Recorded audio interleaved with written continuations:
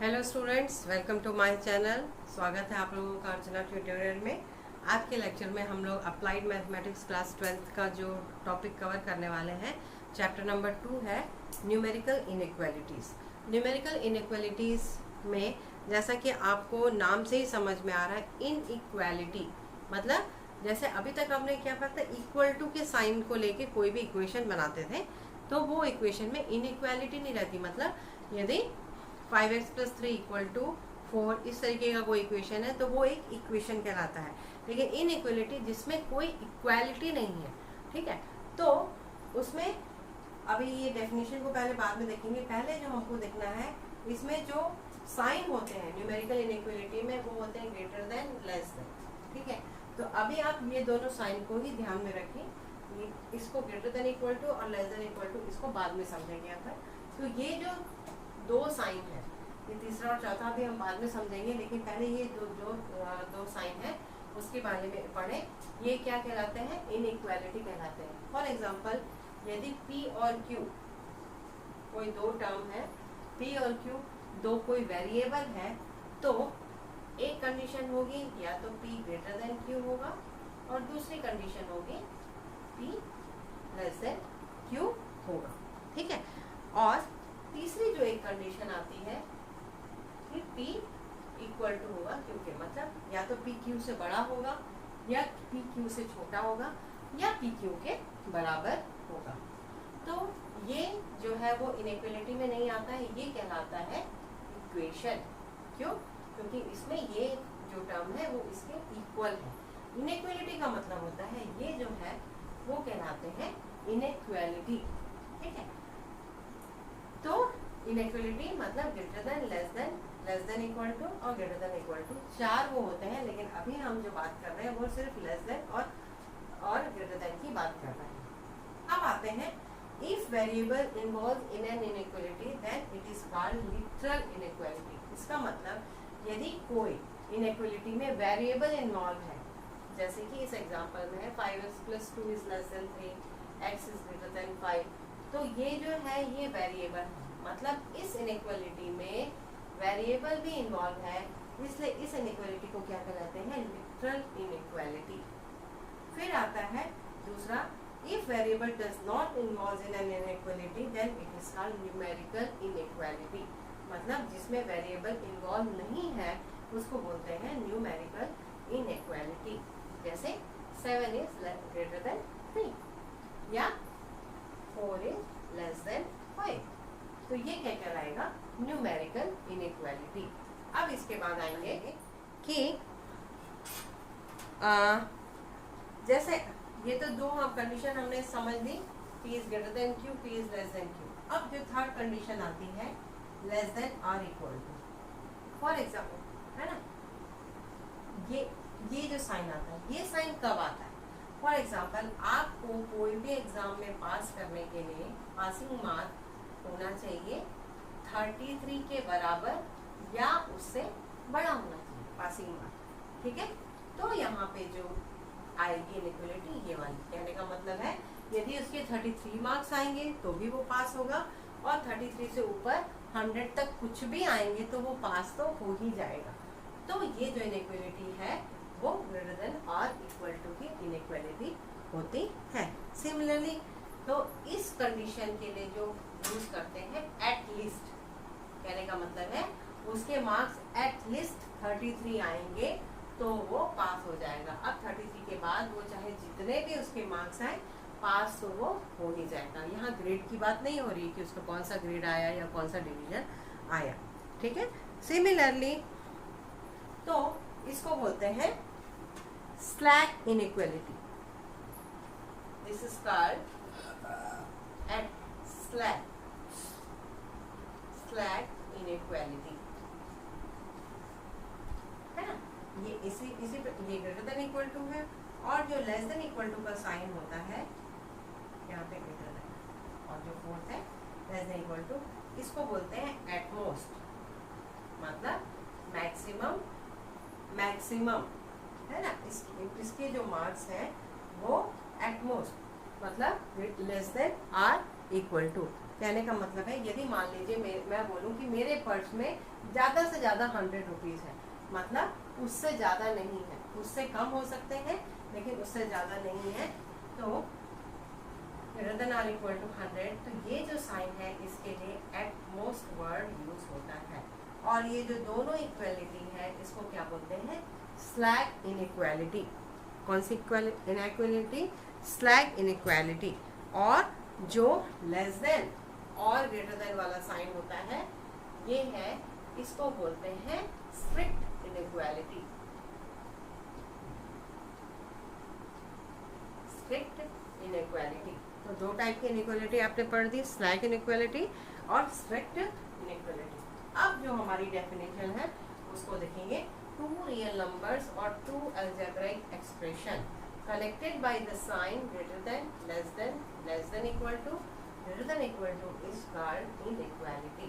तो ये इसकी डेफिनेशन अब पूरी हुई कि जब आपने less than, greater than equal to sign को जब समझ लिया तो या तो दो रियल नंबर हो या दो अलजेब्रिक एक्सप्रेशन। अब अलजेब्रिक एक्सप्रेशन मैं नहीं समझाऊंगी, अलजेब्रिक एक्सप्रेशन आप लोग प्रीवियस क्लासेस में पढ़ चुके हैं। अब आप लोग क्लास 12th के स्टूडेंट हैं, आपको पता होना चाहिए कि अलजेब्रिक एक्सप्रेशंस क्या होते हैं।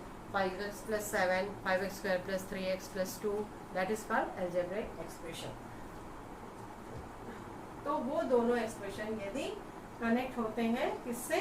ये वाले साइन से, चारों साइन में से किसी एक से, तो वो क्या कहलाते हैं? इनइक्वालिटी कहलाती है।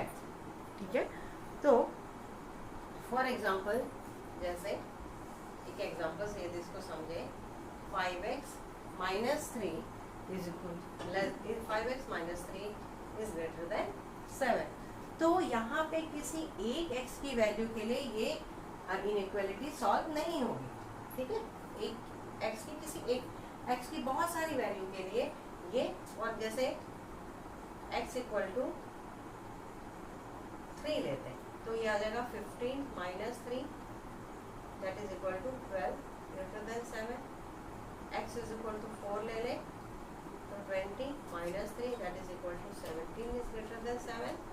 x = 5 that is 25 - 3 that is 22 is greater than 7। कहने का मतलब ये है, इनइक्वालिटी को सॉल्व करने का मतलब ही ये है कि ये किसी भी एक x की वैल्यू के लिए सॉल्व नहीं होंगे। ये इतने सारे ऐसे ही x की वैल्यू बढ़ाते जाएंगे तो ये हमेशा x की बहुत सारी वैल्यूज के लिए ये इनइक्वालिटी सॉल्व होगी। ठीक है, मतलब कहने का मतलब है इसका जो सॉल्यूशन है, सॉल्यूशन मोर देन 1। और आप लोग इक्वेशन में देख चुके हो कि किसी एक वैल्यू के लिए ही वो इक्वेशन सॉल्व होता है, लेकिन इनइक्वालिटी में वो x का जो सॉल्यूशन है मोर देन 1 होगा हमेशा। ठीक है, तो अब आ जाते हैं नेक्स्ट। अब आते हैं रीजनिंग इनइक्वालिटी में। और reasoning inequality a statement consisting of group of elements with certain coded relationship denoted by greater than, less than, equal to, greater than equal to, less than equal to, not equal to is called reasoning inequality. कहने का मतलब है कोई भी state elements रहेंगे, group of elements रहेंगे जो certain code relationship between ये साइन से जो दो आप ग्रुप ऑफ एलिमेंट्स जुड़े रहते हैं उनको रीजनिंग इनइक्वालिटी कहते हैं। इसमें पहला आता है डायरेक्ट इनइक्वालिटी, जैसा कि अपन इनइक्वालिटी पहले पढ़ चुके डायरेक्ट। इसमें डायरेक्ट सिंबल रहेगा, डिनोटेड बाय डायरेक्ट सिंबल्स, इस तरीके से रहेगा, तो उसको बोलते हैं डायरेक्ट इनइक्वालिटी। और दूसरा रहता है कोडेड इनइक्वालिटी, जिसमें स्पेशल तरह है, जैसा कि आप अपने मोबाइल में भी देखते हैं, कंप्यूटर में भी देखते हैं, सिस्टम में भी देखते हैं कि कोडेड इनइक्वालिटी जो डिनोट किया जाता है वो कोड सिंबल से, सच एज %, हैश, ये सब, जिसको क्या बोलते हैं स्पेशल कैरेक्टर्स। तो अभी आप जब क्वेश्चंस देखेंगे उसमें ये सब स्पेशल कैरेक्टर से भी इनइक्वालिटी दी जाएगी, उसको आपको सॉल्व करना रहेगा, उससे क्या कंक्लूजन निकलेगा। ठीक है, तो ये सब जो है ये स्टेटमेंट में दिया रहेगा, इस टाइप की इनइक्वालिटी। और पहले डायरेक्ट में डायरेक्ट है ग्रेटर देन, लेस देन का साइन दिया रहेगा। अब आ जाते हैं इसका जो टेबल है, आपका जो इनइक्वालिटी में जो स्टेटमेंट है और उसका जो कंक्लूजन है, उसके लिए आपको टेबल दिया हुआ है आपके ML अग्रवाल की बुक में, है ना, आप लोग देख लेंगे। मैं शॉर्ट में इसको स्टेटमेंट दिया हुआ है, ये स्टेटमेंट है और कंक्लूजन, ठीक है, तो एक स्टेटमेंट दिया है, मान लीजिए a is greater than b is greater than c, या a is greater than b is greater than equal to c, या a is greater than equal to b is greater than c, या a is equal to b is greater than c, या a is greater than b is equal to c। कहने का मतलब यहाँ सारे जो symbols हैं, इसमें सारे जो सिंबल्स दिए हुए हैं इसमें, वो एक ही डायरेक्शन में है और या फिर इक्वल टू का डायरेक्शन है, तो इसका जो कंफ्यूजन निकलेगा वो a is greater than c निकलेगा। ठीक है, सिमिलरली ये पहली कंडीशन हुई। दूसरी, जस्ट इसका अपोजिट, यदि 3 स्टेटमेंट दिए हैं और तीनों में लेस का साइन है, ये हो सकता है, ये हो सकता है, यहाँ पे सारी इसकी इनवर्स कंडीशन है, जैसे यहाँ पे ग्रेटर देन था, सारे में ग्रेटर देन और इक्वल टू, यहाँ लेस देन है, तो इसका जो कंक्लूजन निकलेगा वो a is less than c निकलेगा। ठीक है, ऐसे ही एक और कंडीशंस होती है, जब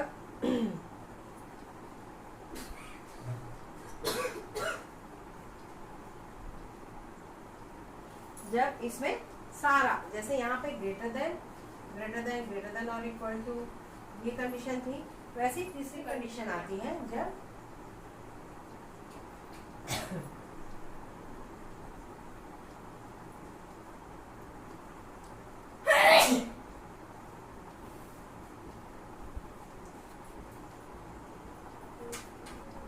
तो इससे जो कंफ्यूजन निकलता है,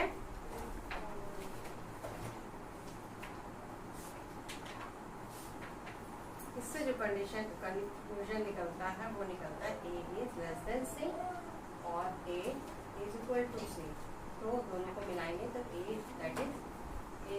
सिमिलरली ऐसे ही जो इसकी जो चौथी कंडीशन होती है, इसमें सारा इसका उल्टा, मतलब सब जगह ग्रेटर देन आ जाएगा। ठीक है, अब कंडीशन तब चेंज होती है जब क्या हो, a ग्रेटर देन हो और दूसरा लेस देन हो। ऐसी कंडीशन में क्या होता है, यहाँ पे रिजल्ट जो आएगा वो नो कंफ्यूजन आएगा। सिमिलरली यदि ऐसी कंडीशन होती है इस तरीके से, अपोजिट डायरेक्शन, ये दोनों जो सिंबल है वो अपोजिट हो, तब भी यहाँ पे नो कंफ्यूजन आएगा। ठीक है, अब देखते एक्सरसाइज 2.1। सबके पास ML अग्रवाल की बुक है, इसीलिए मैं डायरेक्ट क्वेश्चंस पे आती हूँ। फर्स्ट जो क्वेश्चन है उसमें बोला है C is equal to B, question 1 to 5, in each of the given equation one statement has been followed by 2 conclusion, find which of the given conclusion is or are true। तो first statement है C is equal to B,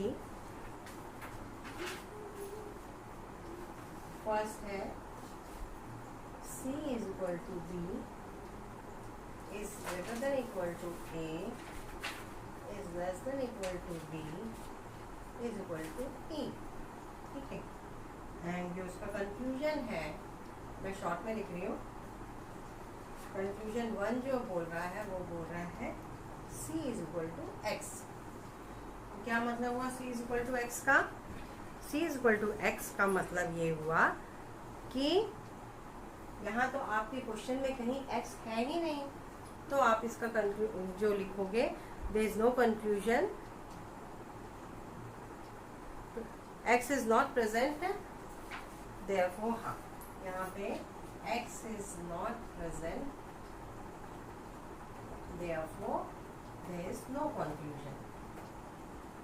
है ना, आपका जो statement है ये जो statement है उसमें X के ही है ही नहीं, तो there is no conclusion। तो conclusion 1 is not true। conclusion 2 जो है वो दिया है C is less than B, C is less than D। तो सबसे पहले C और A का क्या रिलेशन है ना, और A से D का, तो क्योंकि यहाँ पे ये दोनों अपोजिट साइन है ना, तो C से D का डायरेक्ट रिलेशन हो ही नहीं सकता क्योंकि ये दोनों अपोजिट, तो इसका जो सेकेंड आएगा opposite sign, therefore there is no solution. मतलब यहाँ पे आप लिख सकते हैं C is equal to B, B is less than equal to है, मतलब आप सी बी की जगह सी लिख सकते हो, ठीक है। Opposite sign, therefore no confusion. ये हो गया क्वेश्चन नंबर 1। क्वेश्चन नंबर 2 में आते हैं। क्वेश्चन नंबर 2 में क्या बोला है, P is greater than Q। Statement क्या है, P is greater than Q और P is less than equal to R is less than S और S is greater than P। तो कंक्लूजन 1 जो है वो आएगा P is less than R, P is less than, P is greater than Q, T is less than R is less than S and S is greater than P, P is less than equal to R। तो यहाँ पे क्या होगा, P और R के बीच में कोई रिलेशन दिख रहा है आपको? देखिए इसमें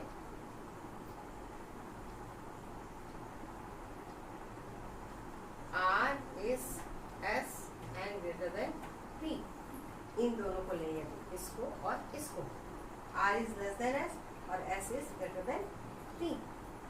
आपको जो रिलेशन चाहिए वो P और R में चाहिए, ठीक है।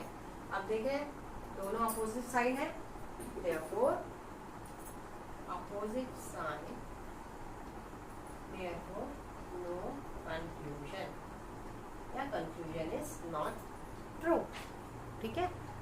अब उसके बाद आ जाते हैं कंक्लूजन 2 में। इसका जो कंक्लूजन 2 है, कंक्लूजन 2 बोला है T is greater than S, T is greater than S। अब आप यहाँ देखिए, यहाँ पे डायरेक्ट दिख रहा है T is less than S है, ये वाले पूरे इक्वेशन से, तो T is less than S। तो यहाँ पे T इज है ना, यहाँ पे T is greater then R is less than S, मतलब T is less than S, तो दिस इज फॉल्स कंक्लूजन, ठीक है। अब आ जाते हैं क्वेश्चन नंबर 3। क्वेश्चन नंबर 3 में क्या बोला है कि B is greater than C, B is greater than C and C is less than E is equal to D and D is equal to F is less than A। तो जो conclusion 1 है वो है A is greater than C, A is greater than C। कैसे होगा A is greater than C?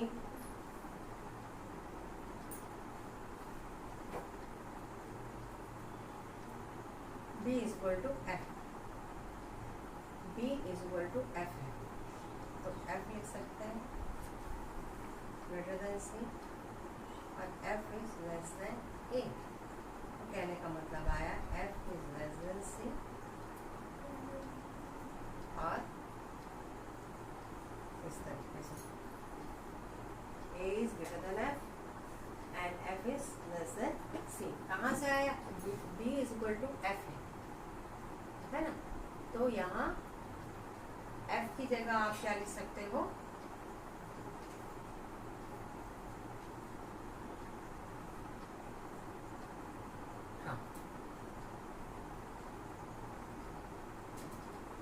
F is greater than से, हाँ।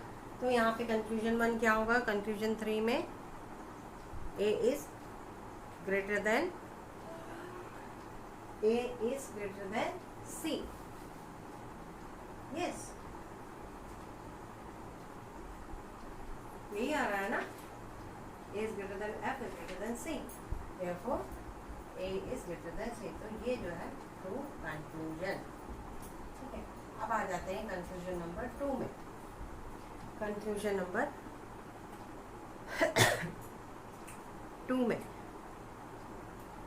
Conclusion number 2 is E is greater less than equal to, E is less than equal to,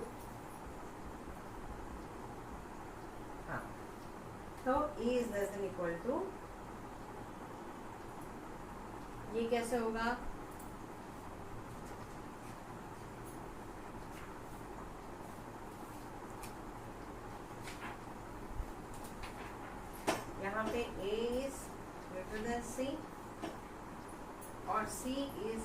less than ई। यहाँ से A is greater then सी आया था और सी is less then ए, तो opposite direction, तो ई और ई में क्या रिलेशन हो जाएगा? No confusion.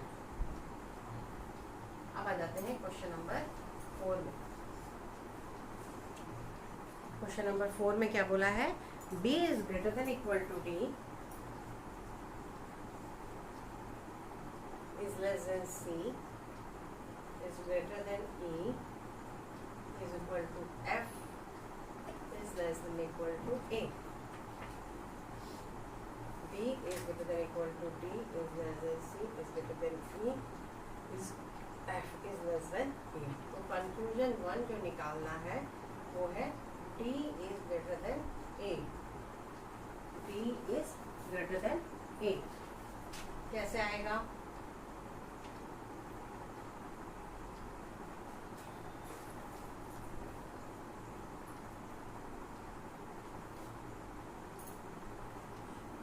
यहाँ पे D is greater than less than C, अब E is equal to F है, तो F और greater than E। अब देखिए लेस देन, ग्रेटर देन, फिर लेस देन, तो यहाँ डायरेक्टली यदि जाएंगे इस तरीके से तो नो कंफ्यूजन। क्यों? क्योंकि सब अपोजिट डायरेक्शन में है, तो नो कंफ्यूजन।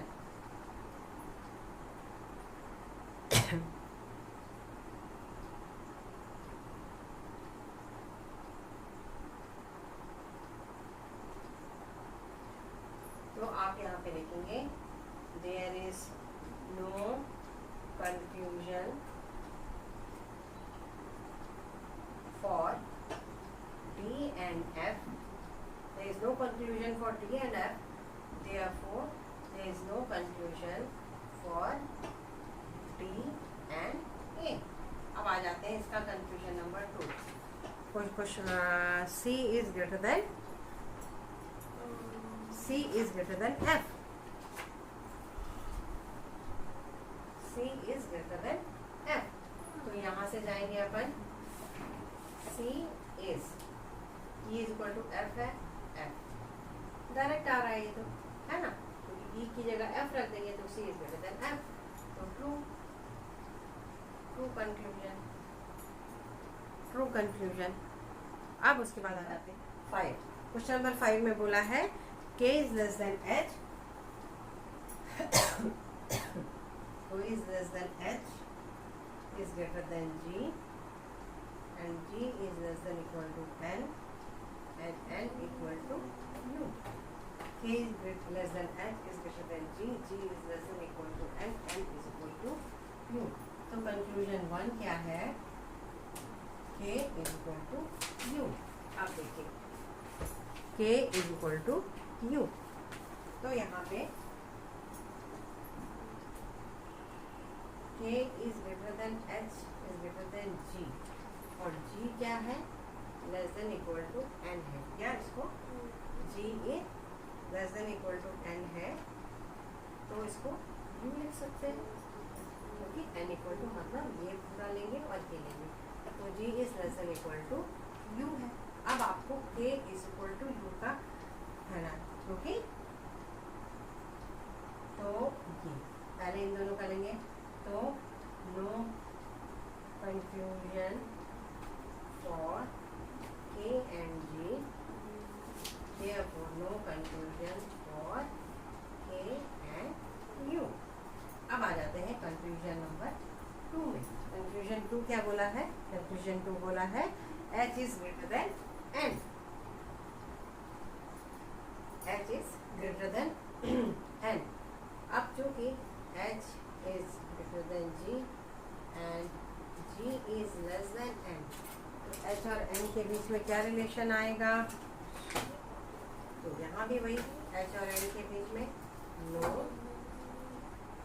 कंक्लूजन। ठीक है, अब आ जाते हैं क्वेश्चन नंबर 6 में। क्वेश्चन नंबर 6 में क्या बोला है कि स्टेटमेंट ए,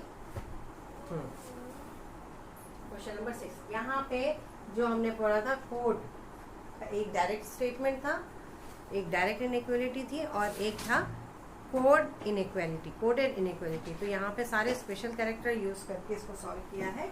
स्टेटमेंट दिया है A dollar B hash E percentage सी और डॉलर क्यू। ठीक है, तो आपको जो कंफ्यूजन वन है, तो सबसे पहले तो इसको नॉर्मल इसमें चेंज कर लो। सबसे पहले इसको नॉर्मल इसमें चेंज कर लो, तो ये हो जाएगा ए, और ऊपर दिया हुआ है कि डॉलर का क्या मतलब है, हैश का क्या मतलब है, परसेंटेज का क्या मतलब है, एंड का क्या मतलब है, एट द रेट का क्या मतलब है। तो आपको निकालना है, तो इसको पहले डायरेक्ट चेंज कर लेंगे। वही चीज़ है जो आपने ऊपर क्लास क्वेश्चन 1 से 5 तक किया था, बस यहाँ पे क्या करना है आपको, जो और कंफ्यूजन 1 जो है वो क्या निकालना है, ए डॉलर पी, मतलब ए इक्वल टू पी।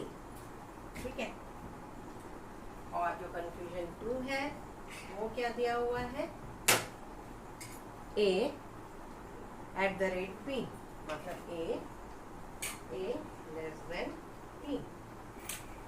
ठीक है, तो यहाँ पे जो कंफ्यूजन आ रहा है वो आ रहा है यहाँ से A is less than equal to P, मतलब क्या होगा, या तो लेस देन होगा या इक्वल टू होगा, दोनों नहीं होगा। तो लिखेंगे यहाँ पे answer either confusion 1 is true और कंफ्यूजन 2 इज ट्रू। ठीक है, अब आ जाते हैं क्वेश्चन नंबर 7। क्वेश्चन नंबर 7 में दिया हुआ है, अब मैं डायरेक्ट लिख रही हूँ कन्वर्ट करके, R equal to T is less than P is less than U greater than S is equal to Q. तो कंफ्यूजन 1 है T is less than U, तो ये तो डायरेक्ट दे रहा है T is less than P is less than U. तो आपका जो वो है इनइक्वालिटी जो सॉल्व टेबल दिया हुआ है उससे this is true confusion, this is true confusion. अब इसी में कंफ्यूजन 2 में आ जाएंगे। कंफ्यूजन 2 में बोला है P is equal to Q, P is equal to Q. तो सबसे पहले यहाँ ये वाले को लेंगे, P is less than U is greater than S की जगह Q रख देंगे, तो नो कंफ्यूजन, क्योंकि ये अपोजिट डायरेक्शन है, नो कंफ्यूजन। ओके, अब उसके बाद आ जाते हैं क्वेश्चन नंबर 8 में। क्वेश्चन 8 में भी सिंबल को कन्वर्ट कर लो, L is greater than H is equal to J is equal to B is less than equal to D is less than F. ठीक है, और जो कंफ्यूजन 1 है वो है H is equal to F. F के लिए कैसे आप प्रूफ कर सकते हो, यहाँ से H is less than equal to D is less than F, क्योंकि H is equal to J is equal to B है, मतलब यहाँ पे बी की जगह आप एच रख सकते हैं, तो एच है ना, तो वही नो कंफ्यूजन, क्यों अपोजिट साइन है, नो कंफ्यूजन। अब आ जाते हैं कंफ्यूजन 2 में। कंफ्यूजन 2 में क्या बोलता है, L is greater then D, L is greater then D. तो आप डायरेक्ट लिख सकते हो एल की जगह, हाँ है, तो दिस इज ट्रू कंफ्यूजन। यहाँ से देख रहे हो L is greater than H is equal to J is equal to B, तो डायरेक्ट आप L is greater than equal to D, तो L is greater than equal to D आ गया। ठीक है, अब आ जाते हैं 9th क्वेश्चन में, question number 9। Question number 9, question number 9 में बोला है A is greater than B is equal to C is greater than equal to D is less than equal to E is greater than equal to F। तो confusion 1 है A is greater than equal to F। तो अब देखिए यहाँ पे A is less than B, B की जगह C लिख सकते हैं, C C is greater than D then E is greater than F। अब देखिए यहाँ पे A और D के बीच में कोई रिलेशन नहीं है, D और F के बीच में कोई रिलेशन नहीं है, तो A और F के बीच में भी कोई, सब greater than equal to greater than है ना। तो no conclusion for A and F, क्योंकि A एंड D और D एंड F के बीच में भी कोई कंक्लूजन नहीं है। हम आ जाते हैं कंक्लूजन नंबर 2। कंक्लूजन को क्या बोल रहा है? C is less then E, C is less then E। यहाँ पे भी कोई कंक्लूजन नहीं होगा, क्यों? क्योंकि C is greater than equal to D है and D is less than equal to B, तो no conclusion for C and E। अब आ जाते हैं क्वेश्चन नंबर 10 में क्या बोला है? क्वेश्चन नंबर 10 में वही, यहाँ पे भी क्या symbol, P greater than less than Q is equal to R is greater than S is less than T is less than equal to U। तो और कंक्लूजन 1 जो है वो U is less than R। अब देखिए यहाँ पे U और R के बीच में आपको रिलेशन चाहिए, U और R के बीच में देख रहे हैं। पहले तो R और T के बीच में कोई रिलेशन नहीं है, तो R और U के बीच में, तो no conclusion for U and R, क्योंकि अपोजिट साइन दिख रहा है आपको, ग्रेटर देन है, फिर लेस देन है, फिर लेस देन है, ठीक है। No conclusion for R and T, R and T, therefore no conclusion for R and U। अब आ जाते हैं कंक्लूजन नंबर 2 में।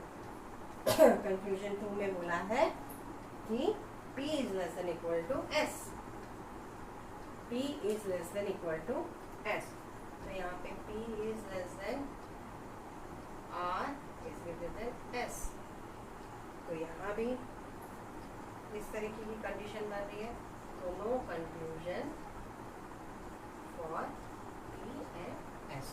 इस तरीके से अपना एक्सरसाइज 2.1 कंप्लीट हो गया। और यदि आप लोग को कोई भी डाउट होगा किसी भी क्वेश्चन में, क्योंकि मैं 6 से लेकर 10 तक के डायरेक्ट करवाई हूँ, जो कोड उसमें यूज़ हुआ है उसको डायरेक्ट चेंज करके, डायरेक्ट सिंबल में चेंज करके मैं सॉल्व कर रही हूँ। कहीं भी कुछ भी डाउट होगा तो प्लीज़ कमेंट सेक्शन में लिखिए। और यदि मेरा चैनल आप लोगों को अच्छा लगता है तो प्लीज़ मेरे चैनल को लाइक, सब्सक्राइब और शेयर जरूर करेंगे, और अपने फ्रेंड्स लोगों को भी रिकमेंड करेंगे, ताकि इस चैनल को आप लोग पसंद करें तो मुझे चैनल को लाइक करें। Okay, bye.